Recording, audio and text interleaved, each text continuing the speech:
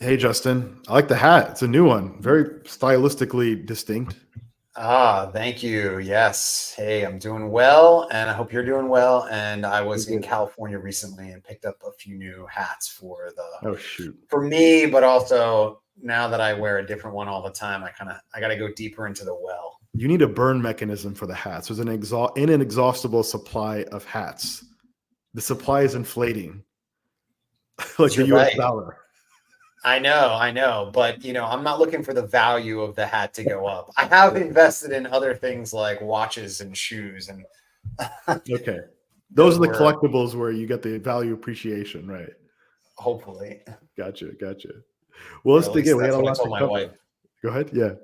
Or at least that's what I told my wife when I bought them. Right. Right. Exactly. You can pass them on to your kids. A nice heirloom as well, right? So Yeah, the watch definitely, or watches. The shoes, we'll see. I we'll have have to big shoes do to fill, so to speak. We'll have to do a segment on watches at some point in the collectibles, and we'll have to interview the founder and CEO of Watchbox for that, right? Yes. So 30 seconds on Watchbox. Uh, they have like the high-end retail footprint in New York City and other international markets, luxury markets. You go in and you can try on a watch and talk to a salesperson, and they make markets in these watches too. Right? They provide liquidity. You can call in, Yeah. like, get a bid, get an offer on a watch. And actually, that's how they started. I think they acquired a market maker and then built the retail brand around that market making, which I think is just fascinating. Interesting. Interesting. I recently sold a watch. I should have called them. I didn't think about that. So he's got like hedge fund mavens and PMs strolling in there, buying and Yeah. selling. I mean, it's really it's something else. But so a lot happening here. A Uh, lot. A a lot lot going happening. You've on. got a burgeoning rap career. Oh, the rap career ended, sadly.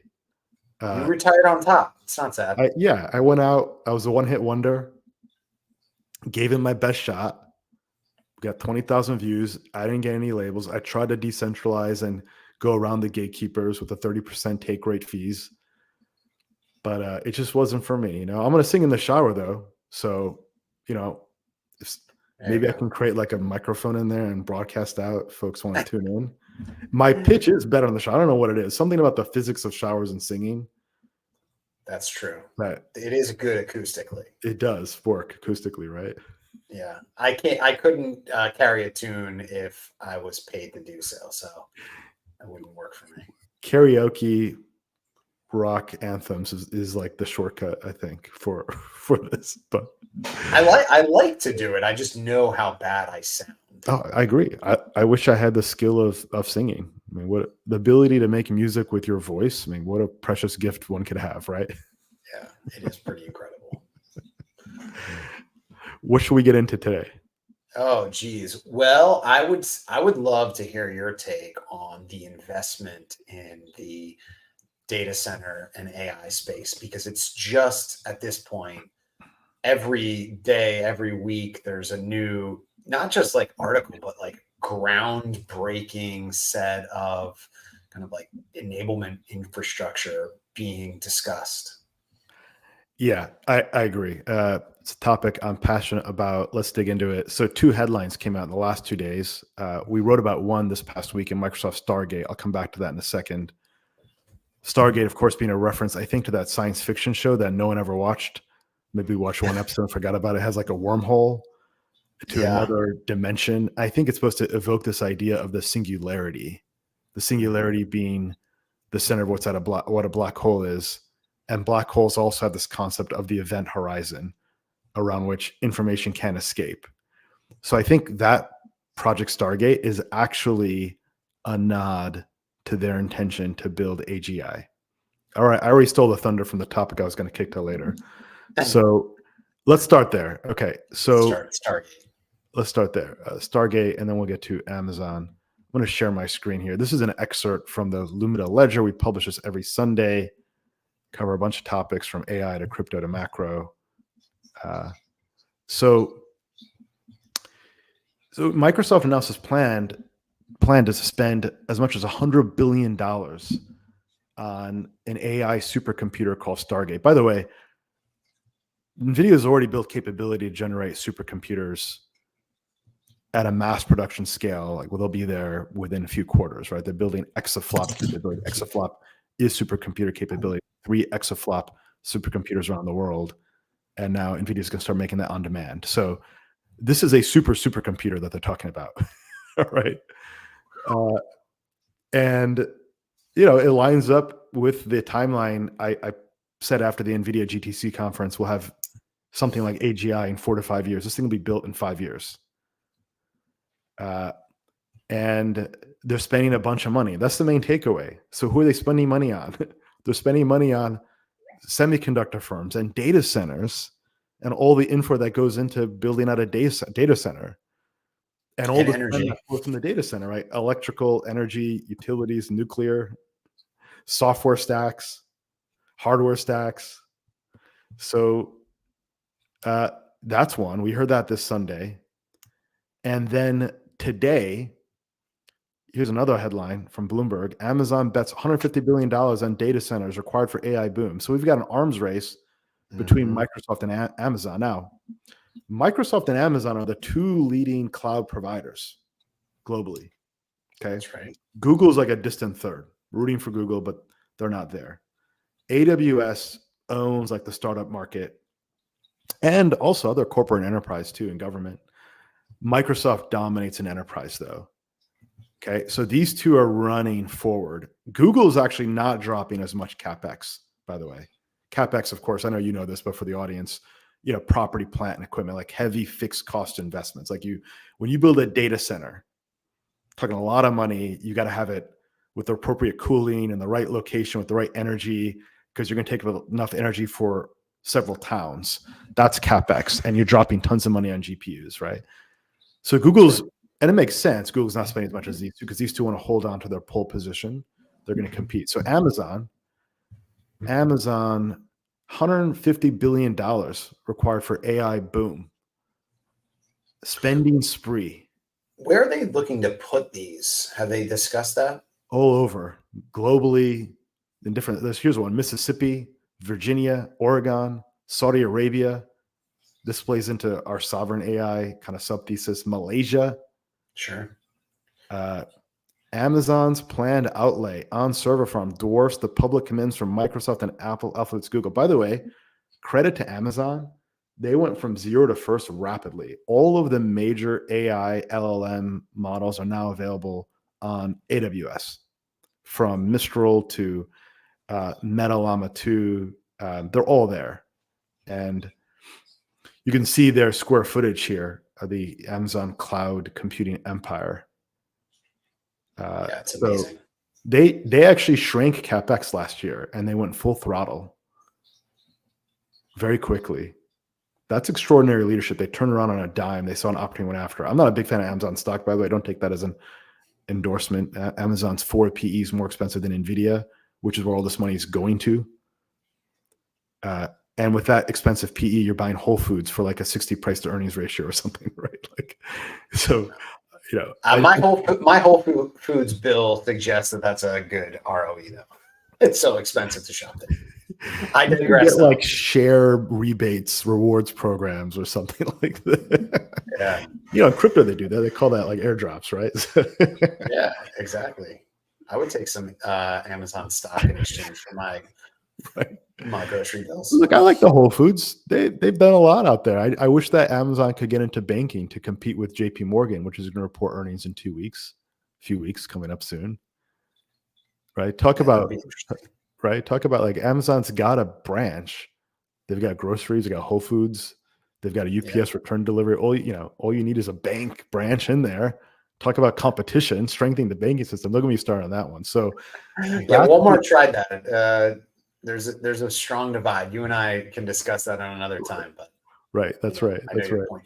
Yeah, I was just pointing out that a lot of this is going to go into the US. I know it's going to be globally and there are places, but it's also interesting because we talk so much about society is so fearful of the displacement that AI will create in jobs, but it also is creating other opportunities and jobs, right? Like if you think about the sheer labor that will go into constructing and building the hardware and software and facilities that are required for the level of energy and compute that is going to be used in the future that these firms are contemplating, it is staggering.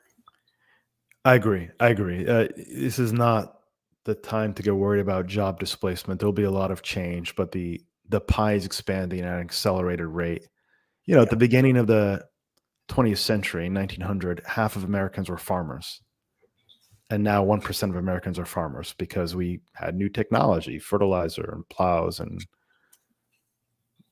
the John Deeres of the world. So, but yeah, it's going to be a wild future. So to your point, truck drivers might be on the chopping block. Not quite yet, but we're having the first test drive of federal autonomous vehicle oversight. And I'm proud to say Tesla's playing a leading role in making this future come to reality. I'm kidding. Tesla's not involved in this whatsoever. Waymo's got driverless cars in SF. Tesla doesn't. What's Tesla? Tesla's down 5% today. No surprise to readers of the Lumina Ledger, by the way, I might add, right? We avoided that thing.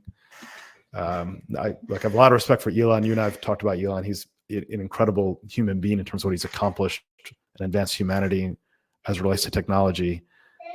So give me one quick second, Justin. I'll be right back. My son's knocking on the door here. This is live, real deal, live. Okay. This is live. Yeah. Got little humans coming in. They want to know what the future's like. So I won't keep everybody who's here in silence.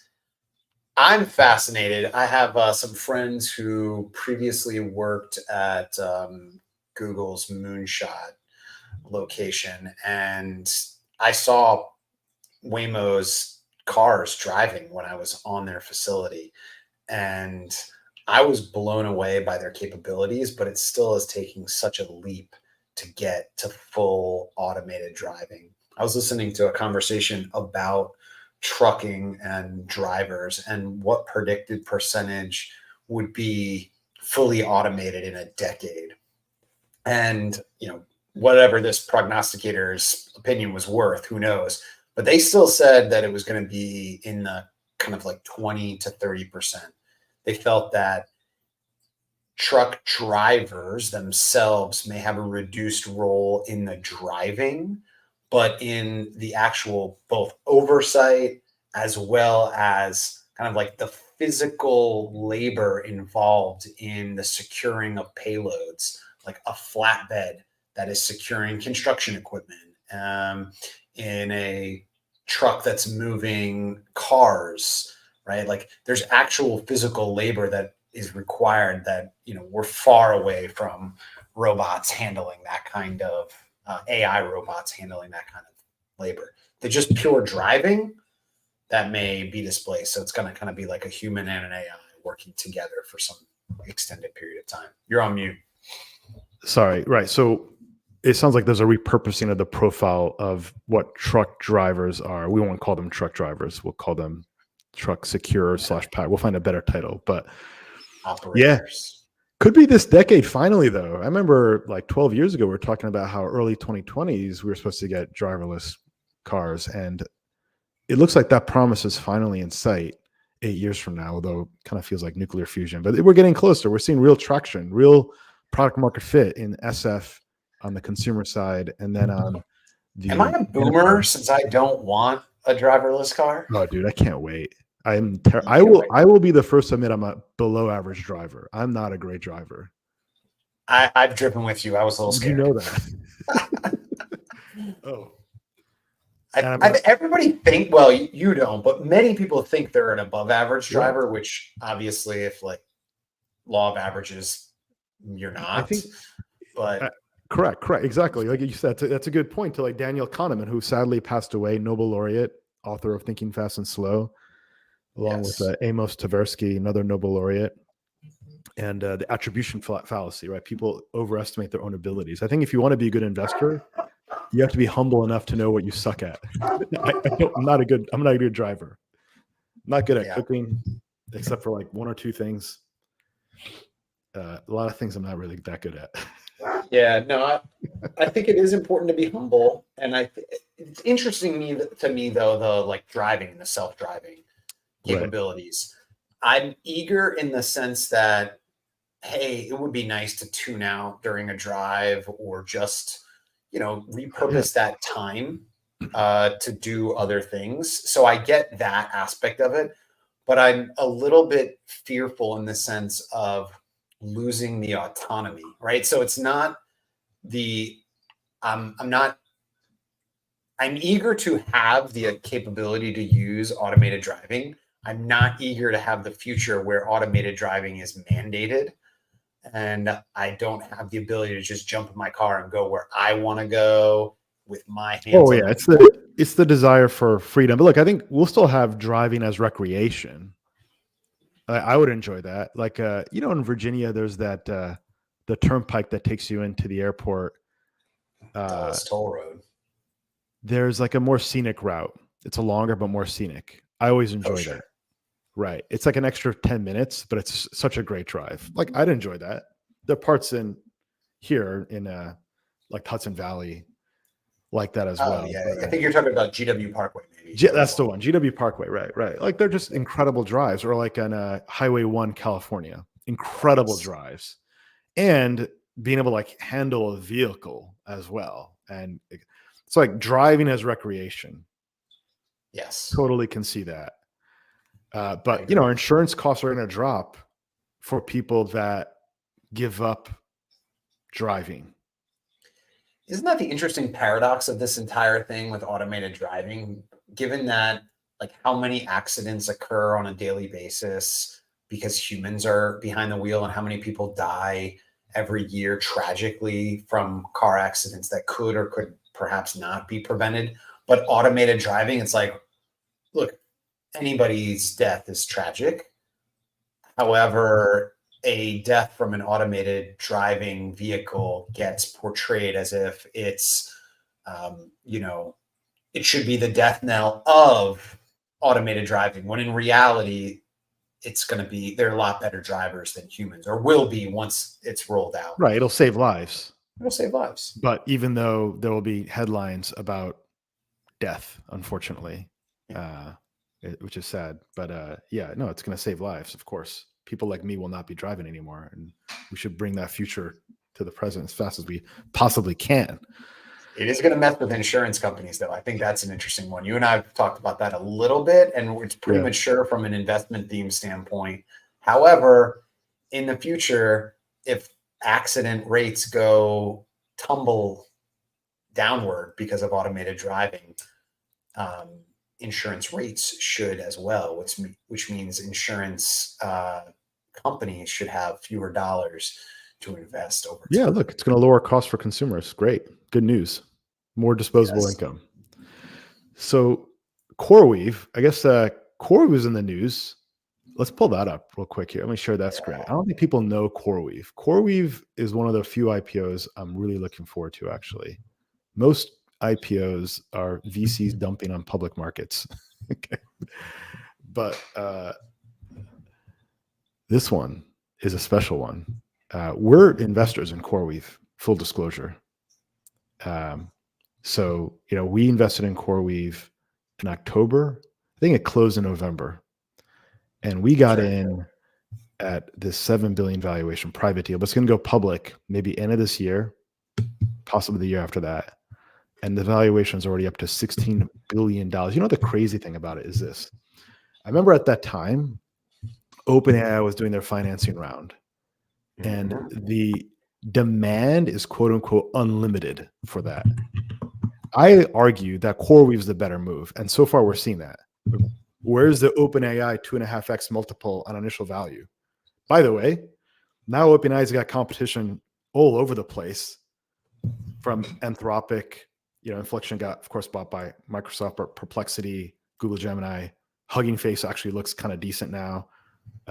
Databricks rolled out a new LLM. It's getting cheaper to build these LLMs now.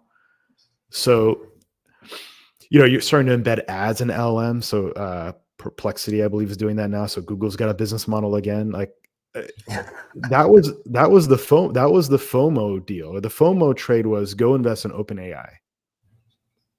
And because Sam Altman is there, and we saw that deal, we said no. Anthropic, we said no. By the way, we had the Tesla deal, the XAI deal.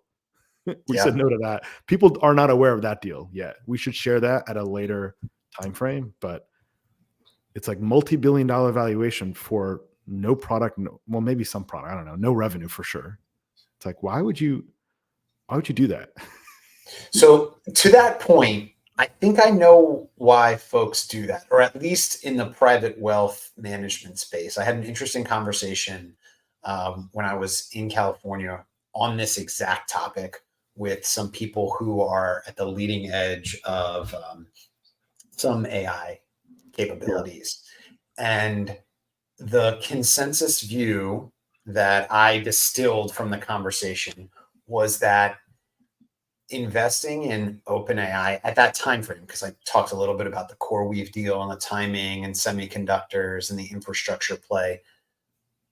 But at the time, the OpenAI deal was attractive for some investors, primarily because they got to go to their golf course or their country club or their flying club or their racing club and say, dude, I'm invested in OpenAI.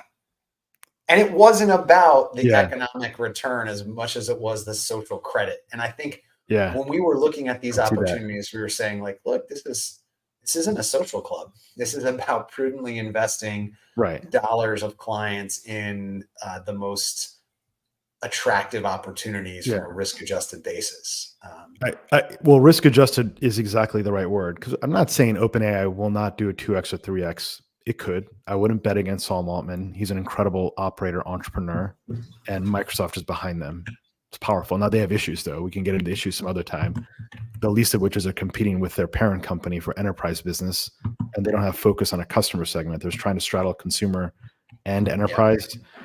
How does that work? But the point is like risk-adjusted return. Like, what's the return you're going to generate per unit of risk while being mindful of potential downside? Like, it's hard to screw up CoreWeave when public comps like Prologis and EQIX trade at a higher multiple.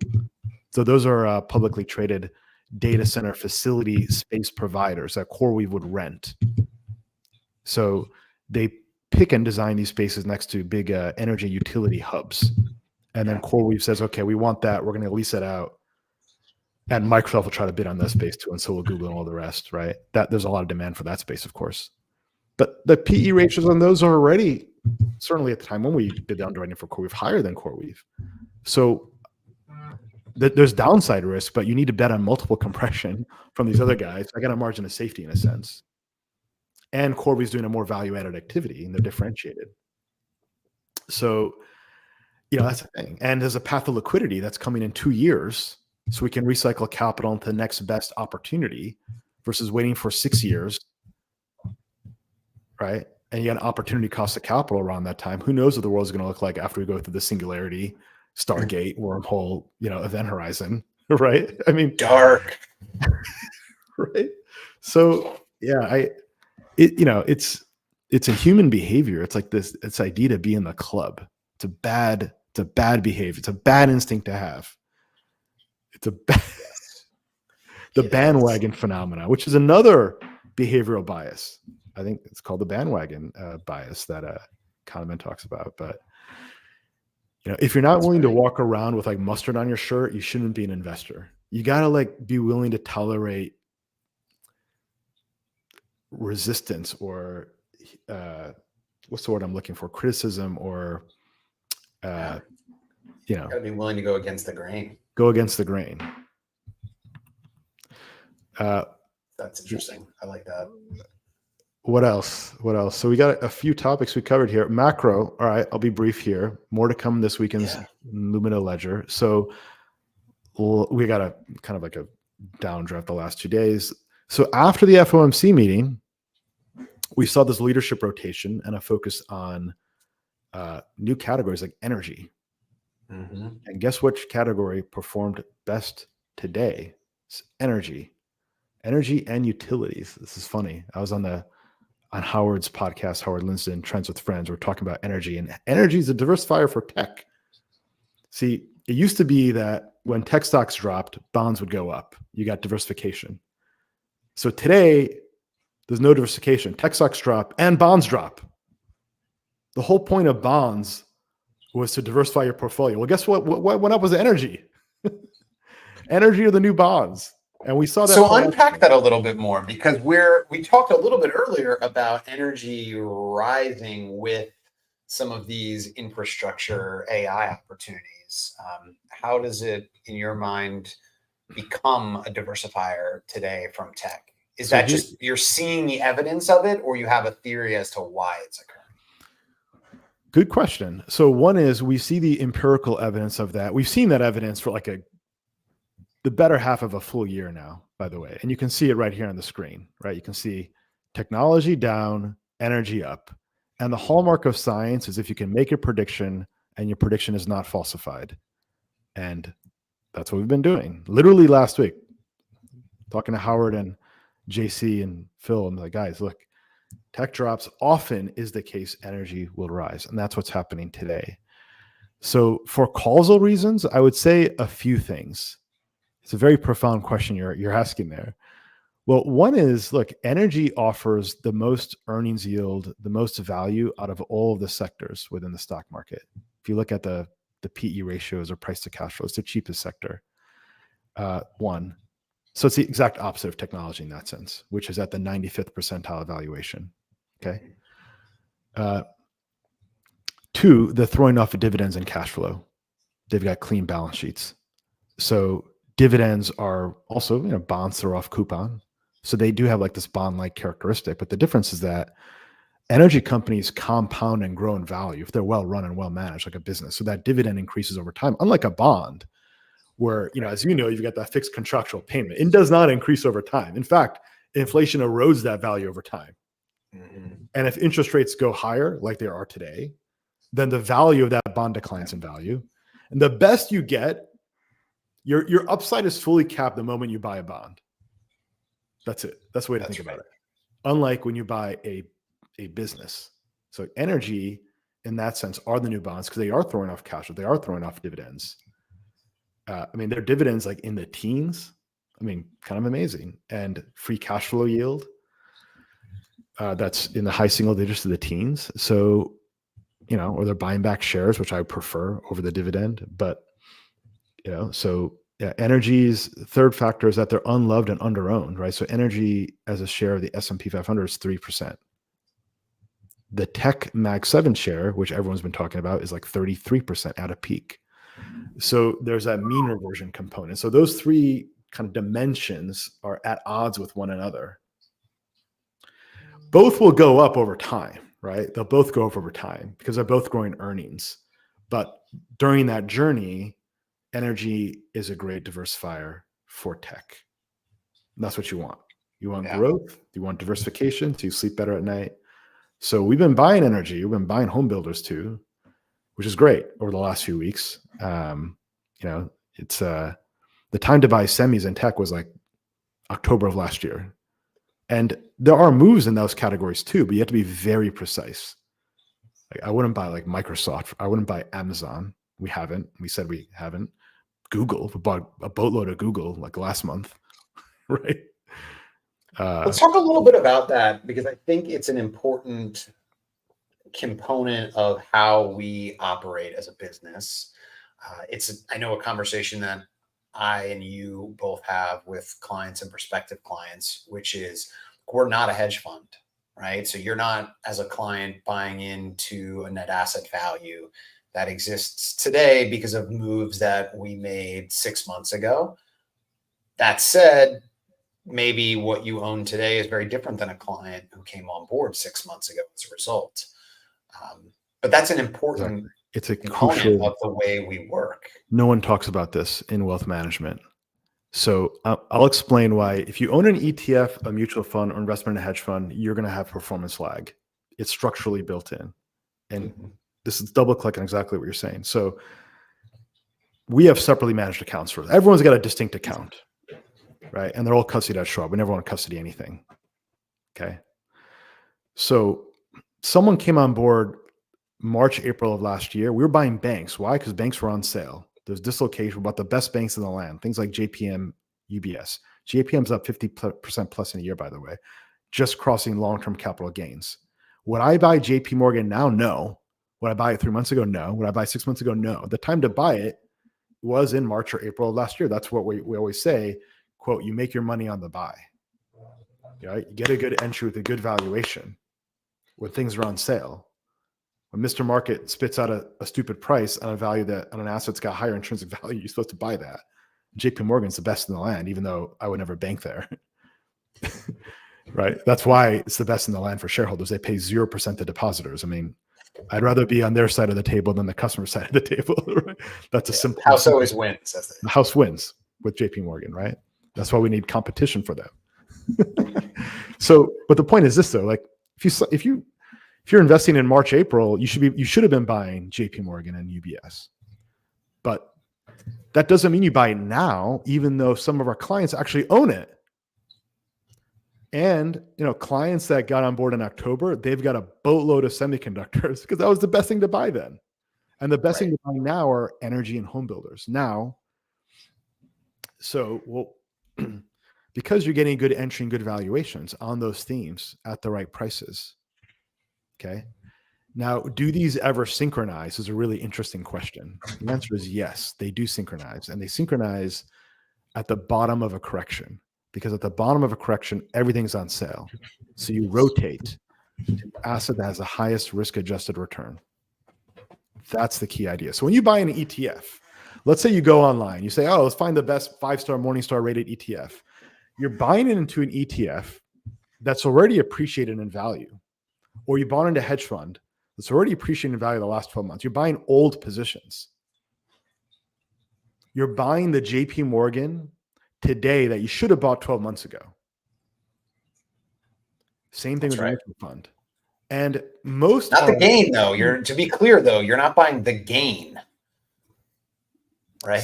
Say some more about that. Exactly. Well, I guess the point being, like, let's be clear, you're not buying the increased appreciation that the fund or the ETF has realized during the period of time between when they acquired the position and when you enter into that fund or ETF.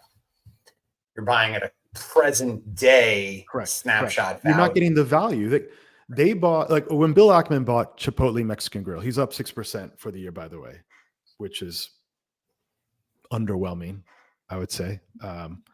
But he bought Chipotle Mexican Grill when it was on sale. They're dislocated. Remember, they had this issue where there was like a food poisoning. Yeah, they had some E. coli, I think. Right, exactly. Like the stock dumped. That was the time to buy because it's a quality franchise with an issue that can be addressed, and they did. Right. And they're not going to sell that anytime soon. So that was a time to go invest in Pershing Square, although you should have just bought Chipotle Mexican Grill if you had that foresight. But maybe you don't have the time, so you'd find a manager, right? But the problem now is you're buying in at it's already at the peak value, that you're not buying into the value creation nor participating in that. It already took place. It's behind you. Exactly. So this is the thing. So the 99.99% of wealth, and look at it like Goldman's conviction buy list. They have this top 10 stocks. So those aren't all the best ideas every single day. By definition, they cannot be. Only sometimes. Certainly not Apple. Forget that one, obviously. But the optimal portfolio one should buy actually varies in general every day. I mean, like weekly to monthly or quarterly, if you want to zoom out a little bit, if you want to be less tactical, right? So that's the key takeaway. So vast majority of wealth managers, what they do, they have a model portfolio. We know this because of the software that we've interacted with, like Orion, all this stuff.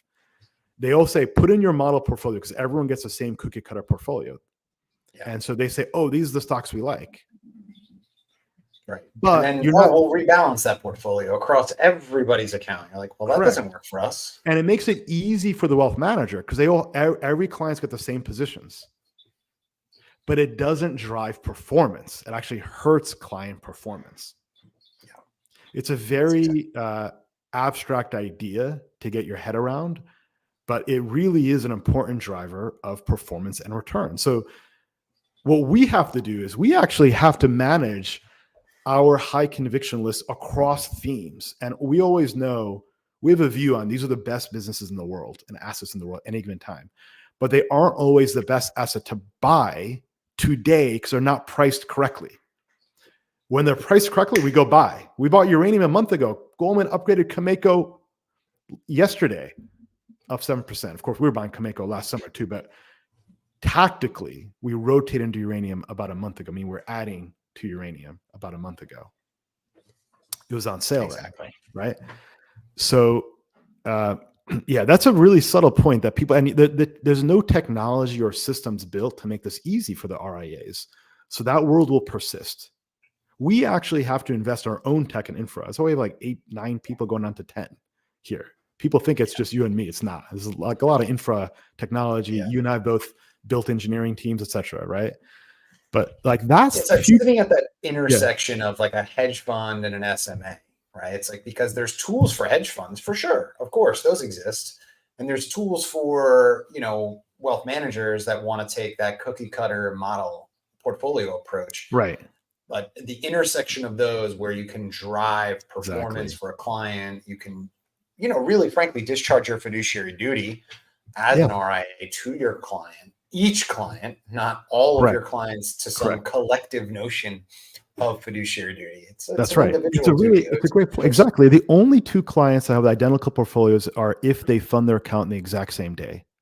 Then by definition, their portfolios should evolve identically. But if they're off by even 2 weeks or even a few days, they're not. Because we're looking to buy things that we expect where that theme will perform. It's on sale. We got a good inflection point. And then even just a deeper cut on that, when you say their portfolios will be the same because they bought the same day, that's only their public portfolio. Correct. That's the same. Correct. That doesn't mean that like the third-party managers or digital asset or the totality of their Thank you for correcting me. You're absolutely right. So that's exactly right. Because people have different risk tolerances. And so, liquidity needs and time horizon. So there's a broader asset allocation outside the public equities where you calibrate that. Like public, CoreWeave is a good example. That's a private deal. The funny thing about this is that the alternative investments, I believe, will outperform the public equities, even though we're doing great in public equities, like, teens-like returns right now, okay, year to date. So past performance is not a predictor of future success. Correct. Compliance officer, yeah. So, but the point is, like CoreWeave, like 2.5x in like 6 months, 5 months, right? I mean, but people aren't either sometimes comfortable or skillful in sourcing or knowing what to look for. Not people knew what CoreWeave was in October. That was the biggest issue. So we had to like educate our client, like, what is this? Yeah. But that's also the opportunity. Now you're seeing a Bloomberg article come out yesterday, and there was an Odd Lots podcast last summer. There was another podcast interview. So you're seeing that focus increase, right?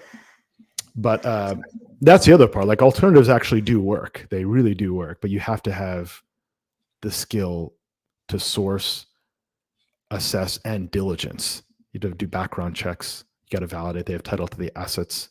You got to validate you got a third-party fund admin to reconcile all the values. I mean, there's a lot there. You can't just like, you can't be the VC. I heard a story about a VC guy that just bought into commercial real estate, like on a call. I was like, what are you doing? How do you know that they own the buildings they say they own? How do you know that the returns they put in that PowerPoint slide are real, or how they calculated those returns? Yeah. Who's marking these illiquid assets? There's a lot there. It's not. There is a lot there. I mean, it's funny that you say that. Not to disparage any particular set of folks, but I thought it was interesting when the VC diligence of FTX came to light. And, you said, here's a set of people who take a lot of bets and their underlying diligence may be lacking in some regards. That's not to say all or paint with a broad brush, but some people, regardless of industry, don't really dig as deep as they need to dig to make a decision, whatever that decision may be. Venture, you're underwriting a team, traction, and an idea, right? With real assets and real business is very different. You're doing private equity firms will retain like the McKinseys of the world to go Right. diligence, or they'll hire an auditor to go validate that oil is in the oil well. And they'll open up the top, they'll put in a tube, and they'll look at that, and they'll do a sample. Remember, so we'll have to have Peter and Jeff, our diligence team, join us. But we had remember this client in Puerto Rico, they sourced the deal themselves, came to us, we did background checks, we found one party was it Yellow flags. We'll just say the yellow flags, high level. Why don't you introduce it so I don't step over on the boundary? I would just say, so we had a client who found a potential investment that was tax advantaged, and they were eager to invest, but it was important that we kind of play the, bad cop in a way. Like, let's put the brakes on this opportunity and not get pressured into a time-sensitive close, and do the appropriate diligence to make sure there's a there. And ultimately, we did give a green light to the investment, but it took time, and there were definitely a fair number of yellow flags that could, had they not been dispositioned properly, led to an absolute no. Other diligence for investments have led to an absolute no. In this example, there were some alarm bells that went off. It turned out they were able to be explained. This was someone who had an infraction with cannabis 15 years ago, thought it was expunged on their record, and then when faced with that, said, one, how did you guys figure this out? And because it was under seal, that infraction. And they broke down in tears, and they were like, and there was it was a conversation, and then a lot of like, what's going on here, and trying to understand the parameters around this and what happened, and validate the assertion. There's a lot that happens in diligence that. Yeah, exactly. Well, I mean, you see what happens this is like the most archetype example, but like Bernie Madoff, right? Like somebody somewhere could have dug and said, well, like, what is underlying these numbers? And I'm sure many people did and passed, but many people just took it on faith. Correct. And, Correct. Those things crash and burn. Your little entry in is happening in my house now. My kids are coming back home. We can call it a wrap. We covered a lot of ground. That was fun. I'll be brief there. On the Madoff, I would say this. There are good regs post that require separation of duties. So a hedge fund can no longer be their own custodian, which is very good. It's very good law, very good regulation. You cannot mark your own, you can't be your own fund admin. But there's still these gray areas, especially in private credit, because there's so much discretion and latitude around how you value your assets. And that's coming up right now in public news for private credit. That's right. That's right. Something we should talk about next week. That's right. Let's call it a wrap. All right. Later, Judson. Take care. Be well. Everyone. Bye. Watch the 10-year, by the way, for folks looking at the macro. Okay. That's true. All right. There we go. Take care. Bye-bye.